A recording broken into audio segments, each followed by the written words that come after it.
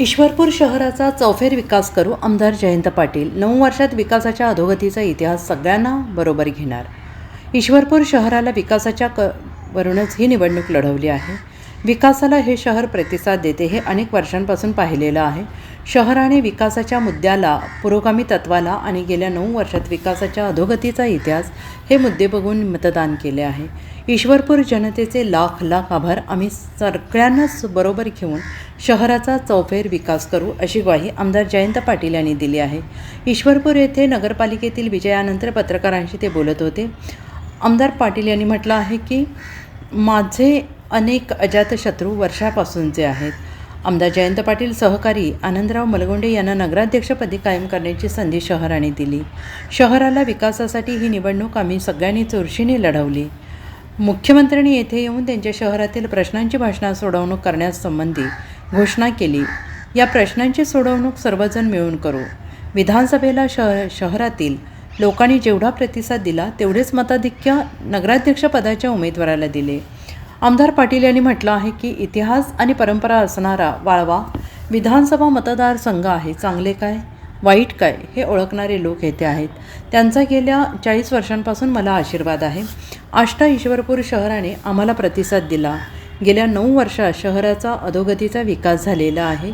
कोणतेही ठोस काम झालेले नाही। विरोधकांनी केवळ खोटी आश्वासने देण्यापलीकडे काहीही केलेलं नाही।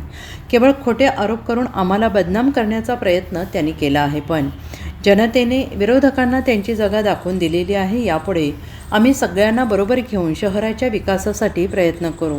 विरोधकांच्या आमिषाला, आर्थिक प्रलोभनाला जनता बळी पडलेली नाही। ही निवडणूक आम्ही लक्षपूर्वक लढवली। मतदारांना विश्वासात घेतले की यश मिळते असा विश्वास होता। चिमणडांगे हे आमच्याबरोबर होते। त्यांनी बाजूला जाण्याचा निर्णय घेतला, त्याबद्दल मी भाष्य करणार नाही।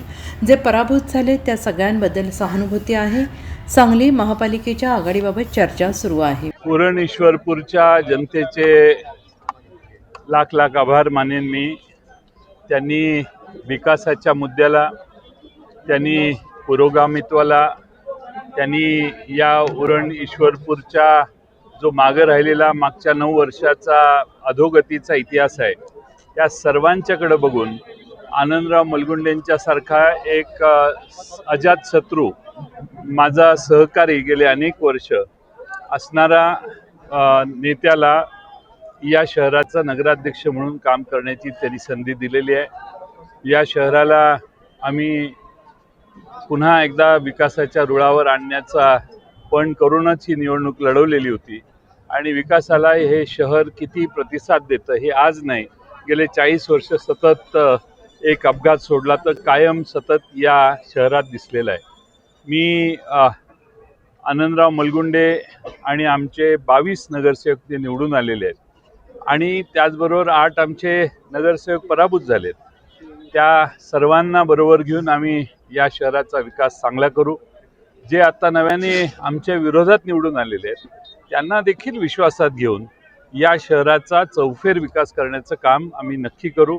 या शहरातल्या अनेक प्रश्नांची सोडवणूक करण्यासाठी माननीय मुख्यमंत्र्यांनी येऊन या ठिकाणी भाषण करून बरेच घोषणा केलेल्या आहेत। त्या सगळ्या घोषणा मला खात्री आहे मुख्यमंत्री पूर्ण करतीलच असा माझा विश्वास आहे। पण आम्ही सगळे पूर्ण ताकद देऊन या शहराचा विकास करून हे शहर पुन्हा एकदा पूर्वपदावर आणू हा माझा विश्वास आहे। जी लाईन प्रचाराची तुम्ही धरली होती की bureau report SPN Marathi Ishwarpur.